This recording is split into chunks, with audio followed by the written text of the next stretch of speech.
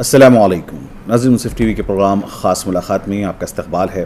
खैर मक़दम है। मैं हूँ आपका मेज़बान मोहम्मद इसामुद्दीन और आज हम आपकी मुलाकात करा रहे हैं एक माहिर तालीम जनाब असदुल्लाह उमरी साहब से, जो बेंगलुरु में क़ायम रिसर्च एंड डेवलपमेंट कंसल्टेंसी और डायरेक्ट ओपिनियन कंसल्टेंसी के सरबराह हैं। आप मुख्तलिफ़ ओहदों पर काम करने का ज़ायद 20 साल प्रोफेशनल तजुर्बा रखते हैं। आपने कई स्कूल्स डिज़ाइन और सेटअप किए हैं, कई स्कूलों को एडमिनिस्ट्रेटर किया है और बैनुल-अक़वामी सतह पर स्कूल मैनेजमेंट, स्कूल हेड्स और टीचर्स को ट्रेनिंग कोर्सेस पेश किए हैं। आपने एनजीओस, औलिया तलबा यानी पेरेंट्स, माहिरीन तालीम और कॉरपोरेट इदारों से ताल्लुक़ रखने वाले नौजवानों के साथ मिलकर तालीम को बेहतर बनाने एक इख्तिराई तरीक़ेकार वज़ा किया है। आपको ये भी बता दें कि असदुल्लाह उमरी साहब ग्लोबल सिस्टम ऑफ एजुकेशन के माहिर हैं और उन्होंने क़दीम तसव्वुरात और तरीक़ेकार को असरी तालीम से हम आहंग करने की कोशिश की है और इस तरह एक नया इम्तिज़ाज पैदा किया है। इन सब के अलावा जनाब असदुल्लाह उमरी साहब न सिर्फ हिंदुस्तान बल्कि दुबई और क़तर जैसे मशरिक़ वस्ता के ममालिक में कई इदारों के गेस्ट स्पीकर यानी मेहमान मुक़र्रर भी रहे हैं। आपको गुज़िश्ता 27 नवंबर को कर्मवीर चक्र अवार्ड से भी नवाजा गया है। तो बहरहाल इस तारुफ़ को मुख्तसर करते हुए हम आपको रूबरू कराना चाहेंगे जनाब असदुल्लाह उमरी साहब से। असदुल्लाह साहब, सबसे पहले तो आपका प्रोग्राम इस्तक़बाल है, खैर मक़दम है। अस्सलाम वालेकुम रहमतुल्लाहि व बरकातुहू। सबसे पहले हम आपसे ये जानना चाहेंगे कि तेलंगाना में हुकूमत की जानिब से, हुकूमत तेलंगाना की जानिब से जो रेसिडेंशियल स्कूल्स 71 इक़ामती स्कूल्स क़ायम किए गए हैं, इनमें आपका क्या रोल है और वहाँ पर आप क्या खिदमत फ़िलहाल अंजाम दे रहे हैं? सबसे पहले तो मैं मुंसिफ टीवी का शुक्रिया अदा करता हूँ कि मुझे ये मौका मिला कि मैं अपनी बात रखूँ और एजुकेशन सिस्टम पे कुछ अपने ख़यालात पेश करूँ। जी, आपके सवाल का जवाब से देने से पहले मैं ये तो ज़रूर कहना चाहूँगा कि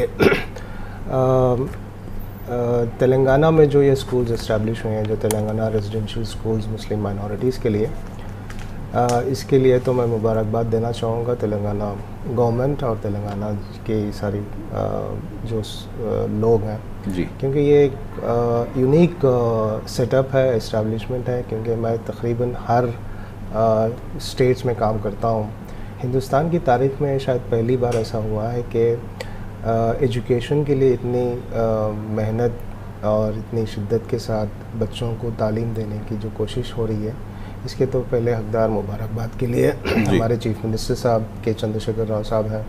उसके साथ साथ जो लोग इसमें जुड़े हुए हैं, ए खान साहब इसके प्रेसिडेंट हैं, शफ़ीउल्लाह साहब जो इसको लीड कर रहे हैं, इनको भी मैं मुबारकबाद देना चाहता हूँ कि काफ़ी सक्सेसफुल प्रोजेक्ट हुआ है 1 साल में, तकरीबन 8 महीने से। इसमें हमारा जो रोल है कि हम डायरेक्ट ओपिनियन कंसल्टेंसी से जो हमारी टीम जो काम करती है, हम कैपेसिटी बिल्डिंग काम करते हैं, एकेडमिक कैपेसिटी बिल्डिंग। जो टीचर्स को हम ट्रेन करते हैं, टीचर्स को ट्रेन करने के बाद हम वो जब क्लास में जाके पढ़ाते हैं तो फिर उनकी ऑब्जर्वेशन करते हैं। हमारे टीम मेंबर्स हैं जो एजुकेशन के सिस्टम में काफ़ी साल काम कर चुके हैं, तो ये लोग बैठेंगे क्लास में और टीचर किस तरीके से पढ़ा रहे हैं, नए तरीक़ों से, नए मेथोडोलॉजी से बच्चों को पढ़ा रहे हैं, बच्चों को समझ में आ रहा है कि नहीं आ रहा है, तो ये सारी चीज़ें ऑब्ज़र्व करते हैं। जी, एक और चीज़ ये है असदुल्लाह साहब कि आम तौर पर जैसे ही गवर्नमेंट स्कूल्स का नाम आता है तो लोग एक कदम पीछे हटा लेते हैं और एक ऐसा तासुर बना है लोगों में कि गवर्नमेंट स्कूल में तालीम कम होती है। हालांकि गवर्नमेंट स्कूल्स के जो असातिज़ा हैं होते हैं,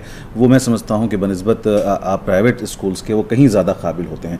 अब ये जो रेजिडेंशियल स्कूल हुकूमत कायम करने जा रही है, आप देख रहे हैं इसको कैसा बहरहाल वालिदैन का, स्टूडेंट्स का इस जानिब अप्रोच आपको महसूस हुआ है?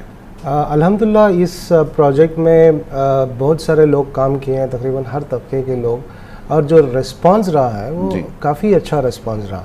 क्योंकि जब इसकी अनाउंसमेंट हुई थी, ये एक तो ये भी था कि मुसलमान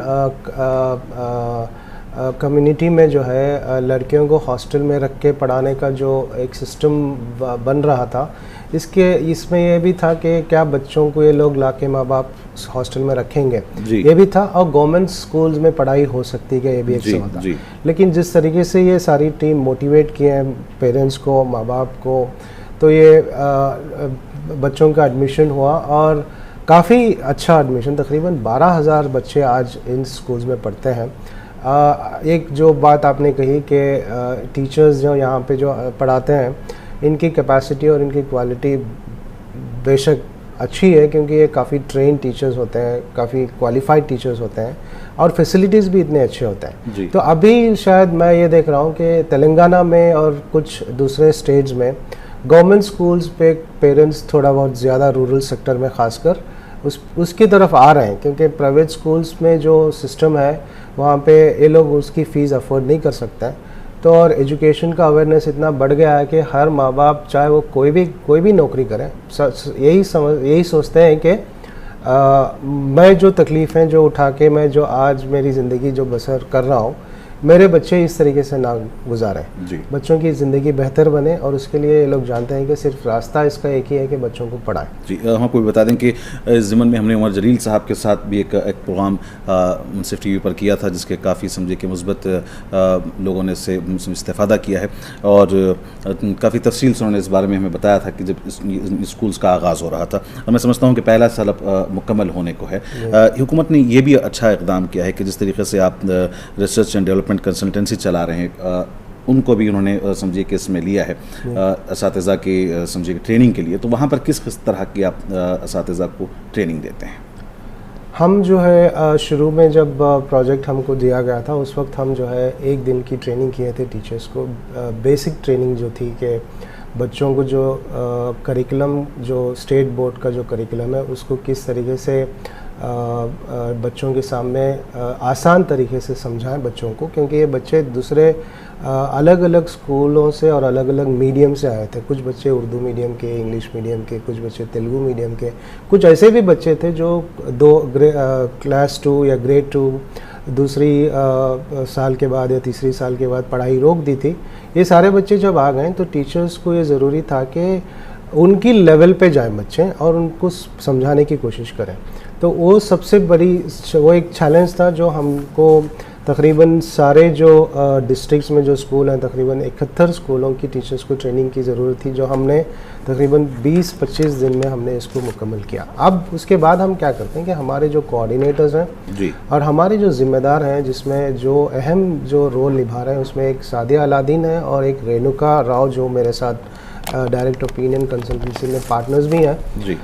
ये दोनों ये करते हैं कि जो कोऑर्डिनेटर्स जब स्कूल जाते हैं हफ्ते में 1 दिन ऑब्जर्वेशन होती है और शाम में इन टीचरों के साथ 1 घंटे की ट्रेनिंग और मीटिंग्स करते हैं जी। उनके जो कंसर्न्स हैं, उनके जो परेशानियां हैं बच्चों को समझाने के वक्त या बच्चों को समझ में नहीं आया, जो भी मसाइल होते हैं, उन मसाइल को हल करने के लिए 1 घंटा उनके साथ बिताते हैं जी। तो इस तरीके से रेगुलरली वीकली हम इनकी ट्रेनिंग कर रहे हैं और आहिस्ता आहिस्ता ये बच्चों में काफ़ी तब्दीली मैंने देखी है जी।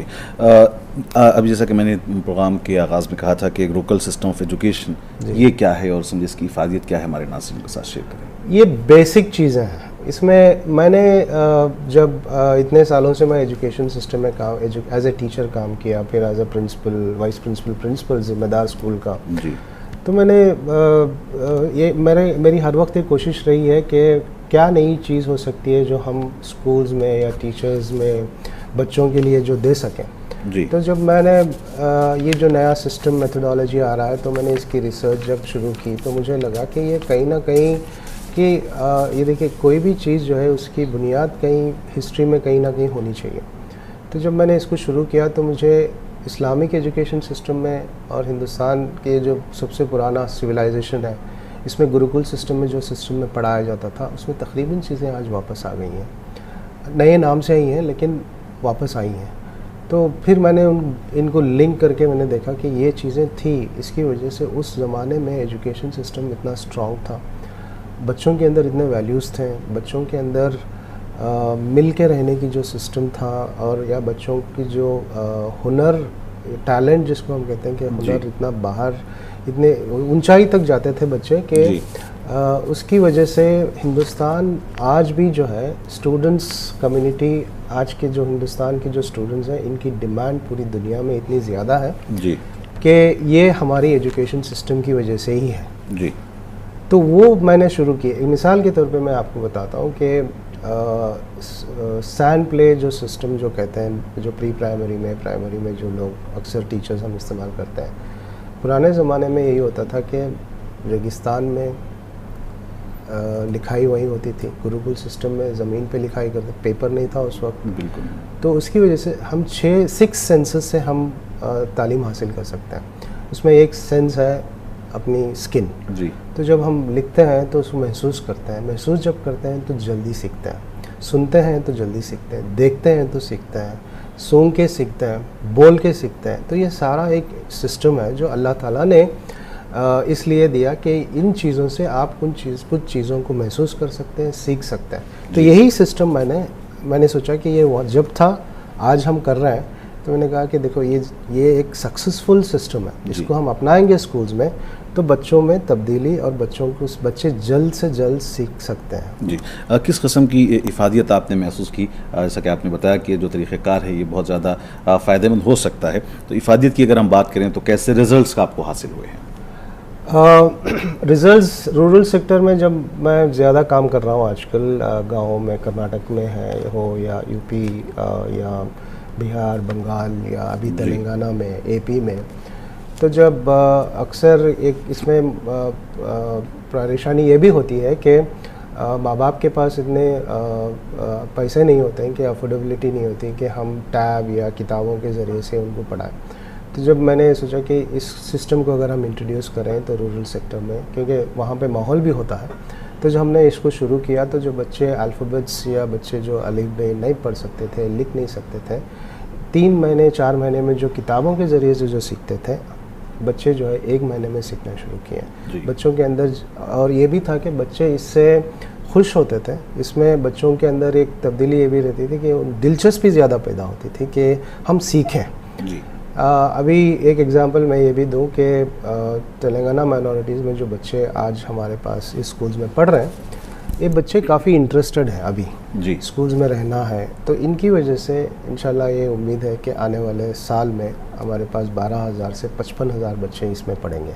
और ये एक अल्लाह ताला का बेइंतहा करम है कि 55,000 बच्चे एक साल में पढ़ रहे हैं, और मुफ्त जो फ्री एजुकेशन सिस्टम, जो हर इंसान का हक़ है कि एजुकेशन हासिल। मैं समझता हूँ कि न सिर्फ मुफ्त तालीम बल्कि उनके वहाँ पर रिहाइश का और दीगर तमाम चीज़ों का बंदोबस्त और इंतज़ाम हुकूमत की जानिब से किया जा रहा है। बहरहाल तेलंगाना सरकार के CR साहब की जो हुकूमत इस वक्त तेलंगाना में चल रही है वो काबिल मुबारकबाद है। मैं समझता हूँ इस हवाले से कि जो उन्होंने इक़ामती स्कूल्स यहाँ पर कायम किए हैं, और आने वाले दिनों में, आइंदा साल, मुस्तक़बिल में हम उम्मीद करते हैं कि इन स्कूल्स की तादाद भी बढ़ेगी और साथ ही साथ यहाँ पर मज़ीद तलबा और ज़्यादा से ज़्यादा इसमें दाखिला लेते हुए बहरहाल अपनी तालीम को आगे जारी रख सकेंगे। बुनियादी तौर पर एक और सवाल ये है कि मौजूदा जो हिंदुस्तान में एजुकेशन सिस्टम है, तालीमी निज़ाम है, वो कहाँ तक बहरहाल कामयाब है, और क्या उसमें कुछ तब्दीली की ज़रूरत आप महसूस करते हैं? कामयाब ज़रूर है, क्योंकि मैंने अभी जो आपसे बात कही थी कि हिंदुस्तान के स्टूडेंट्स जो तालीम हासिल करने के बाद मुख्तलिफ दुनिया के कई मुख्तलिफ कंट्रीज़ में अपनी एक पोजीशन बना चुके हैं। टॉप कंपनीज़ में CEOs हैं हमारे स्टूडेंट्स, और ये सारा जो है हिंदुस्तान की एजुकेशन सिस्टम की वजह से ही है। जी। तो मैं तब्दीली नहीं कहूँगा, बस ये कहूँगा कि चीज़ें अच्छी हैं, कुछ और चीज़ें हैं जो हमको इजाफा करना है। जी। उसमें एक जो ख़ास चीज़ में इजाफा, क्योंकि टेक्नोलॉजी और मेथोडोलॉजी में, तो आपने टेक्नोलॉजी की बात की, आजकल जो प्राइवेट सेक्टर्स के जो बड़े बड़े स्कूल्स हैं, कॉर्पोरेट स्कूल जिन्हें कहा जाता है, वो स्मार्ट लर्निंग और लर्निंग की बात करते हैं। तो क्या हमारे ये जो अभी हमने इक़ामती स्कूल्स की बात की, क्या उनसे वो मुकाबला करने के समझिए कि मौक़िफ़ में हैं? क्योंकि आमतौर पर आजकल जो लर्निंग या स्मार्ट टीचिंग मेथड्स की जो बात की जाती है, को अगर हम देखें तो कहाँ तक समझिए कि ये जो इक़ामती स्कूल्स में तालीमी निज़ाम इस वक्त हमारी सरकार दे रही है, उससे कहाँ तक मुकाबला कर सकता है या कर रहा है? ये सवाल तो शायद ज़िम्मेदार वहाँ के दे सकते हैं जी। क्योंकि अभी तो कुछ स्कूल्स में टेक्नोलॉजी शुरू की है, अभी पहला साल है, इंशाल्लाह अगले साल शायद इस पे लोग काम कर रहे हैं। तो मेरे से ज़्यादा अगर वो लोग जवाब दें तो ज़्यादा बेहतर रहेगा इस पर। नाज़रीन, मज़ीद हमारी गुफ्तगू जारी रहेगी यहाँ पर, लेकिन वक्त तो चला एक मुख्तसर वक्फे का, जाइएगा नहीं, लौटते हैं छोटे से ब्रेक के बाद।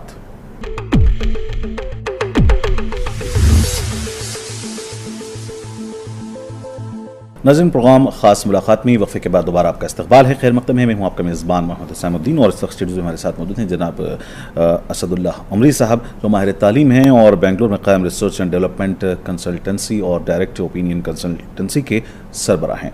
एक मरतबा फिर आपका इस्तकबाल है। ये आपसे जानना चाहेंगे कि अभी मैंने जो बात की आपके इदारे के से मुताल्लिक़, ये इदारा जो आपका है हिंदुस्तान में, और मैंने जैसा कि इससे पहले भी कहा कि बैरून मुल्क भी आपके एज ए गेस्ट स्पीकर्स दौरे हुए हैं, तो इदारे के क्या क्या काम इस वक्त चल रहे हैं? इस ऑर्गेनाइजेशन के तहत, इदारे के तहत हम स्कूल्स की सपोर्ट करते हैं। स्कूल में जो है मैनेजमेंट है, अक्सर ये होता है कि मैनेजमेंट्स को एज ए कंसल्टेंट की जब ज़रूरत रहती है तो हम उनके लिए वहाँ चले आते हैं जी। तो इसमें एक तो अगर कोई स्कूल सेटअप करना चाहते हैं तो हम उनकी मदद करते हैं कि स्कूल्स के नॉर्म्स एज़ पर गवर्नमेंट क्या होने चाहिए जी, बच्चों की सेफ्टी के हिसाब से क्या होने चाहिए, तालीम किस तरीके से होनी चाहिए। एक तो ये है मैनेजमेंट के लिए, और उसके साथ साथ टीचर्स रिक्रूटमेंट है, जो टीचरों को जो अगर रिक्रूट करना है तो किस तरीके से टीचर्स लिए जाएँ। फिर उसके बाद ट्रेनिंग करते हैं टीचर्स की हम, और टीचर्स की ट्रेनिंग के बाद फिर उसको मॉनिटरिंग करना बहुत ज़रूरी चीज़ है। जो ये चीज़ हमारे ऑर्गेनाइजेशन के तहत बहुत अहम है और ये एक हमारे लिए बहुत सक्सेस रहा है जी। क्योंकि मेरा ये मानना है कि टीचर्स को हर वक्त मोटिवेशन की ज़रूरत रहती है। एक इंसान, हम कभी कभी छोटी छोटी चीज़ों पे बहुत मायूस हो जाता है। मैं ख़ुद भी कभी कभी मायूस हो जाता हूँ, कोई चीज़ अगर काम सही नहीं हो रहा है तो इसलिए जब मायूस हो जाते हैं, मोटिवेशन अगर इनके पास नहीं रहता तो उसका असर बच्चों पे पड़ता है। जब क्लास में जाता है तो उनको कंटिन्यूसली जो है, कंटिन्यूस स्टेज पे जो है, ये हमारी स्ट्रैटेजी होनी चाहिए कि हम उनको मोटिवेट करें। तो मोटिवेशन हम क्लास ऑब्जर्वेशन के तहत और फिर ग्रुप मीटिंग्स के तहत हम रेगुलर बेसिस पे करते हैं, और ये मॉनिटरिंग करने की वजह से तालीम में बेहतरी आ सकती है और ये हो रहा है। ये एक चीज़ करते हैं। उसके साथ साथ स्टूडेंट्स पे हम लीडरशिप वर्कशॉप्स करते हैं। मेरा ये भी एक इम्पॉर्टेंट एस्पेक्ट रहा है कि मैं ये जो लीडरशिप की जो कमी होती है कि बच्चों के अंदर आजकल जो हम देखते हैं जी, ये चीज़ होना बहुत ज़रूरी है क्योंकि ग्लोबल मार्केट में लीडर्स की बहुत कमी है। तो वहाँ पे बच्चों के अंदर कॉन्फिडेंस हो या कम्युनिकेशन स्किल्स हो, ये सारी चीज़ें स्कूल लेवल पे अगर दिया जाए तो जब जैसे जैसे बच्चे आगे बढ़ते हैं प्रोफेशनल कोर्सेज में, इनका कॉन्फिडेंस लेवल बढ़ता है। उसके साथ साथ एक और चीज़ जो है, सोसाइटी के तहत इनकी क्या जिम्मेदारी है, ये एक चीज़ है जो आज के बच्चों में जो आना बहुत ज़रूरी है। अभी गवर्नमेंट, इंडियन गवर्नमेंट से भी ये चीज़ है, जब CBSE लीजिए या ICSE का करिकुलम लीजिए, जो नेशनल बोर्ड्स हैं, स्टेट बोर्ड्स हैं, इस सारी इंटरनेशनल बोर्ड्स हैं, इनका कुछ घंटे जो है स्टूडेंट्स जो ग्रेड 6 से लेके ग्रेड 10 तक या उसके हायर लेवल पे कॉलेजेस में भी, ग्रेजुएशन कॉलेजेस में भी कम्युनिटी सर्विस करना बहुत ज़रूरी है जी। तो ये बच्चों को इससे कैसे जुड़ा, ये सारी चीज़ें वर्कशॉप में हम करते हैं ताकि बच्चे जाएं और आगे बढ़ें और ताकि कॉम्पिटिटिव वर्ल्ड में, ग्लोबल मार्केट में एक कॉम्पिटिटिव लेवल पे पहुंच जाएं और वहाँ पे अपने मुकाबले में सब दूसरे मुल्कों के बच्चों से मुकाबला करके अपनी ज़िंदगी में जो है एक सक्सेसफुल सिटीज़न बन सकें। जी। एक और सवाल सब ये है कि वालिदैन की कहाँ तक ज़िम्मेदारी है बच्चों की, ख़ास तौर पर तालीमी मैदान में उनकी रहनुमाई के लिए? आपने बात की कि टीचर्स को ट्रेनिंग आप दे रहे हैं, बड़ी अच्छी बात है, लेकिन माँ बाप सबसे पहला समझिए उनकी दरजगाह जो है वो घर से ही उनकी फिदा होती है। माँ बाप की कहाँ तक जिम्मेदारी है और कैसे, और आज के इस माहौल में अपने बच्चों को किस तरीके से वो हैंडल करें? हम एक और जो इस इदारे के तहत जो काम करते हैं वो पेरेंटिंग वर्कशॉप भी करते हैं जी। पेरेंटिंग वर्कशॉप में हम अक्सर इन बातों पे तवज्जो देते हैं कि बच्चों के अंदर तालीम किस तरीके से बच्चों में इंटरेस्ट पैदा करें जी, और उनका रोल क्या होना चाहिए। बेसिकली मैं ये तो कहता हूँ कि शुरुआत में माँ बाप इतने इंटरेस्टेड रहते हैं, इतनी तवज्जो देते हैं कि LKG UKG ग्रेड 1 2, बाद में जो बच्चा कहता है वो सुनते हैं जी। जैसे जैसे बच्चे हायर ग्रेड्स में जाते हैं जी, माँ बाप जो कहते हैं वो बात बच्चों को सुनने के लिए कहता है। लेकिन यहाँ पे वहीं पे प्रॉब्लम होती है कि मेरी ख्वाहिश है अगर मैं इंजीनियर रहा तो बच्चों को भी इंजीनियर बनाने की कोशिश करता हूँ जी, या मैं डॉक्टर रहा तो मैं चाहूँगा कि मेरा बच्चा डॉक्टर है। और हिंदुस्तान में अक्सर ये भी हिंदुस्तान नहीं, साउथ में अगर देखा जाए, ख़ासकर AP तेलंगाना में माँ बाप हमेशा यही चाहते हैं कि बच्चों को इंजीनियरिंग कराएं या डॉक्टरी कराएं जी। उसके अलावा कोई और प्रोफेशन नहीं सोचते हैं। उसके अलावा काफ़ी अच्छे प्रोफेशंस हैं जिसमें बच्चों को जाना चाहिए। तो मैं पेरेंटिंग वर्कशॉप में हम ये करते हैं। और एक पॉइंट मैं यहाँ पे बताना चाहता हूँ कि माँ बाप को बच्चों से दोस्ती करनी चाहिए, दोस्त के जैसे। अक्सर लोग कहते हैं, जितने भी साइकोलॉजिस्ट हैं या पेरेंटिंग वर्कशॉप्स करते हैं, सबका मानना है और ये इस्लामी तारीख भी है कि हुज़ूर सल्लल्लाहु अलैहि वसल्लम ख़ुद जो है बच्चों से दोस्ताना मोहब्बत रखते थे, कभी डोमिनेटिंग का रोल कभी अदा नहीं किया। अगर आप डोमिनेट करेंगे बच्चों पे तो बच्चे अपनी मनमानी करेंगे। जी। एक और चीज़ ये है कि कैरियर चूज़ करने में भी समझिए कि बच्चों को रहनुमाई की ज़रूरत होती है, या फिर यहाँ पर एक और चीज़ ये है कि वो अपना जो चॉइस होता है उसको कहाँ तक मद्देनज़र रखें। ये बात आमतौर पर देखी सके भी आपने कहा कि माँ बाप की ये ख्वाहिश होती है कि वो अपने बच्चों को डॉक्टर या इंजीनियर बनाएं, लेकिन जो उसकी एक तालिब इल्म के अंदर जो उसकी कुदरती तौर पर जो सलाहियतें छुपी हुई होती हैं उसको वो बाहर निकालना अगर चाहे तो कैसे वो समझिए कि अपने कैरियर को चूज़ करने में उसे कौन सी चीज़ों को अहमियत देनी चाहिए, प्रेफरेंस प्रायोरिटी किसको देनी चाहिए? प्रेफरेंस उसके हुनर को देनी चाहिए, क्योंकि एज ए फादर वालिद जो है, मैं मेरे बच्चों के साथ कुछ दिन ही रहूँगा, लेकिन ज़िंदगी बच्चों को गुजारनी है। मेरी ज़बरदस्ती पे अगर वो इंजीनियरिंग कर लिया और इंजीनियरिंग में उसको इंटरेस्टेड नहीं है तो शायद वो उसी पे लगा रहेगा और काफ़ी चीज़ें दूसरी चीज़ें नहीं कर पाता। मैं ये बात कह नहीं रहा हूँ, मैं मिसाल पे अगर मैं कहूँ कि मेरे 2 बेटे जो अभी इस वक्त, एक बेटा मेडिसिन कर रहा है रशिया में, दूसरा बेटा जो है बीएससी ग्रेजुएशन है सेकेंड ईयर में सेंट जोसेफ्स बेंगलुरु में। दूसरे बच्चे ने मैंने उसे जब इंटर सेकेंड ईयर में था ग्रेड 12 में, तो मैंने सवाल किया था कि आगे करना क्या है, क्योंकि एंट्रेंस एग्ज़ाम्स के एप्लीकेशन फॉर्म्स डालने थे। तो उसने साफ मना कर दिया कि मैं कोई एंट्रेंस एग्ज़ाम नहीं लिखूंगा, एंट्रेंस लिखूंगा तो ग्रेजुएशन का जी। और बेंगलुरु में ग्रेजुएशन के लिए एंट्रेंस नहीं होती है, डायरेक्ट एडमिशन हो जाता है। तो उसने कोई एंट्रेंस एग्ज़ाम नहीं लिखा। तो मैंने जब पूछा कि क्यों, तो मैंने कहा कि मुझे इंजीनियर और डॉक्टर बनना नहीं है, मुझे कुछ और बनना है जी। तो मैंने कहा ठीक है। तो मैं क्योंकि अक्सर लोगों से भी कहता हूँ कि एक वक्त के बाद हम माँ बाप सिर्फ रहनुमाई बन के रह सकते हैं, और दूसरा जो है जब ज़रूरत होती है उनकी जो ज़रूरियात हैं, जैसे फ़ीस है, कपड़े हैं, खाना, ये चीज़ें प्रोवाइड करना है। बाकी बच्चे समझदार हैं। आपकी परवरिश अगर सही हुई है तो वो समझ सकते हैं, आपको मालूम है कि बच्चा समझ गया है कि क्या बनना है, तो उस पर भरोसा करिए। उसके साथ साथ खुदा पे भरोसा करिए कि बच्चा कहीं जाएगा नहीं जी। असदुल्लाह साहब, अगर हम आपकी बात करें, आपने इंजीनियरिंग किया, लेकिन उसके बाद आपने तालीमी मैदान में समझिए कि इस किस्म के और इतने बड़े पैमाने पर आप कोशिश कर रहे हैं कि तालीमी निज़ाम को समझिए कि दुरुस्त किया जाए, और ख़ास तौर पर टीचर्स ट्रेनिंग्स की आप प्रोग्राम्स करते हैं, पेरेंट्स वर्कशॉप करते हैं। आपने जो फील्ड को समझिए अपने मैदान को तर्क करके तालीमी मैदान में आपने समझिए जो कोशिशें शुरू की हैं, इस पर भी हम आपकी समझिए कि बात राय जानना चाहेंगे। इंजीनियरिंग मैंने की, मेरे वालिद साहब मुझे इंजीनियर बनाना चाहते थे। मैं उनको कसूरवार नहीं ठहराऊँगा, क्योंकि वो अपने सोच के हिसाब से जो मुझे बनाना चाहते थे, उन्होंने कहा कि ये कर लीजिए आप, तो आप कुछ बन सकते हैं जी। तो मैंने इंजीनियरिंग की, कुछ साल मैंने नौकरी भी की एज ए सॉफ्टवेयर इंजीनियर। शुरुआत था, सॉफ्टवेयर का ज़माना था 91। मुझे वो सिस्टम और वो माहौल मुझे इतना पसंद नहीं आया, तो मैंने सोचा कि इससे कुछ हासिल नहीं होने वाला, मेरे लिए पर्सनली कुछ फ़ायदा नहीं होने वाला, सेटिस्फैक्शन नहीं मिल रहा था। तो मैंने सोचा कि पढ़ाने के लिए जब मेरी एक टीचर थी जो कुछ टीचर ना आने की वजह से उन्होंने मुझसे रिक्वेस्ट किया कि छुट्टियों में आप थोड़ा मदद कर दीजिए। तो फिर मैंने जब पढ़ाना शुरू किया तो मुझे लगा कि ये शायद मेरे लिए सही प्रोफेशन है जी। तो फिर उसके बाद मैंने इंजीनियरिंग सॉफ्टवेयर इंडस्ट्री छोड़ी और फिर मैं टीचिंग की तरफ आ गया जी। सोशल वर्क में भी आपकी खिदमात रही हैं। सबसे पहले तो ये भी जानना चाहेंगे कि सोशल वर्क की अहमियत क्या है। आमतौर पर अपने लिए तो हर कोई ज़िंदगी गुजार लेता है, लेकिन सोशल वर्क, समाजी खिदमत, दूसरों के लिए भी कुछ करने का जज्बा, इसकी क्या अहमियत है? ये तो इसके लिए तो सबसे पहली बात मैं ये बताऊँ कि हम अक्सर हिस्ट्री में जाते हैं तो कई लोग माहिर लोग हैं, उसमें एक मैं जो रोल मॉडल है हमारे लिए हुज़ूर सल्लल्लाहु अलैहि वसल्लम, उनको अगर देखा जाए तो वो सिर्फ अपने लिए नहीं आए थे, सोसाइटी के लिए थे। अपनी ज़िंदगी उन्होंने एज ए फैमिली भी अपनी ज़िंदगी गुजारी, बिजनेसमैन, पॉलिटिशियन, हर चीज़ उन्होंने की।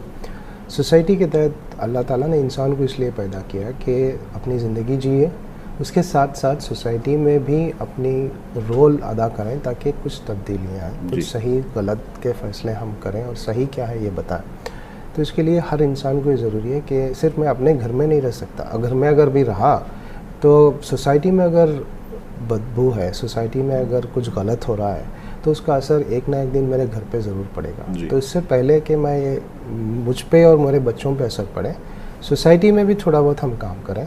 ज़रूरी नहीं है कि आप बड़े पैमाने पे काम करें, अपने लेवल पे जो हो सकता है उसको करें। जी सब आप मुख्तलिफ सोशल NGOs के साथ भी वाबस्ता हैं और बहुत सारे सोशल वर्क के काम कर रहे हैं। हम जानना चाहेंगे कि किस किस्म के वो काम हैं। एक जो अभी आपने जो शुरुआत में बीच में सवाल किया था कि टेक्नोलॉजी स्कूल्स में, टेक्नोलॉजी होना ज़रूरी है, लेकिन उसके साथ साथ जो मैंने नोटिस किया है बच्चे किताबें पढ़ने छोड़ दिए हैं। रीडिंग की जो एबिलिटीज़ जो हैं वो काफ़ी कम हो गई हैं।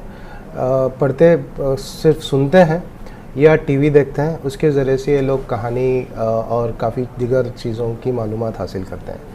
मेरा ये मानना है कि रीडिंग एबिलिटीज़ जब तक नहीं बढ़ेंगे बच्चों को बोलने की कॉन्फिडेंस नहीं आएगी और साथ साथ उसके साथ लिखने की कॉन्फिडेंस भी नहीं आएगी। तो मैंने एक छोटा इनिशिएटिव लिया है कि AP में 3-4 स्कूल्स इस साल हमने शुरू किया कि पर्सनली मैंने इंटरेस्ट लिया कि जो गवर्नमेंट स्कूल्स हैं वहाँ पे परमिशन लेके हम एक छोटी सी लाइब्रेरी क़ायम की है। तो छोटी छोटी किताबें हैं मॉरल वैल्यूज़ की, कहानियों की, तो ये इसके लाइब्रेरी के क्लासेस हम कंडक्ट करते हैं। इसके अलावा एक और चीज़ जो बैंक सेक्टर में भी जो माइक्रो फाइनेंस समझिए कि बैंकिंग सिस्टम है उसमें भी शायद आपने किसी हद तक कुछ काम किया, उसका ताल्लुक से भी हमारे नाज़रीन को माइक्रो फाइनेंसिंग है, बेसिकली एक कोऑपरेटिव सोसाइटी है।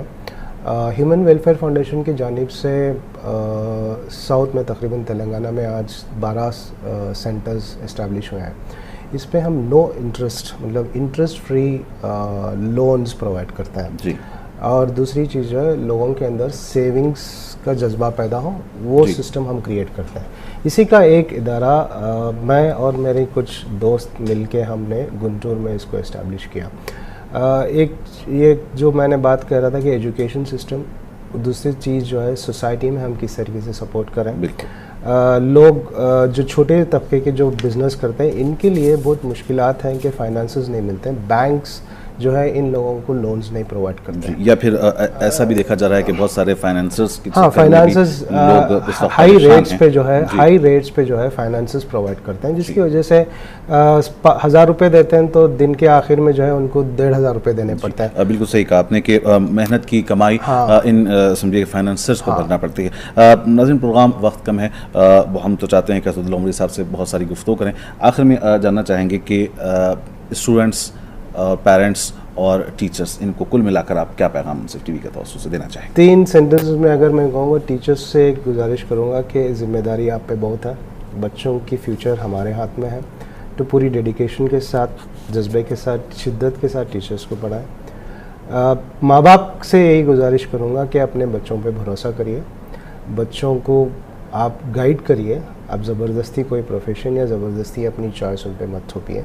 स्टूडेंट्स तो समझदार हैं, वो खुद समझ जाएंगे कि उनको क्या करना है, वो कर लेंगे। ज़रूर, बहुत शुक्रिया असदुल्लाह उमरी साहब।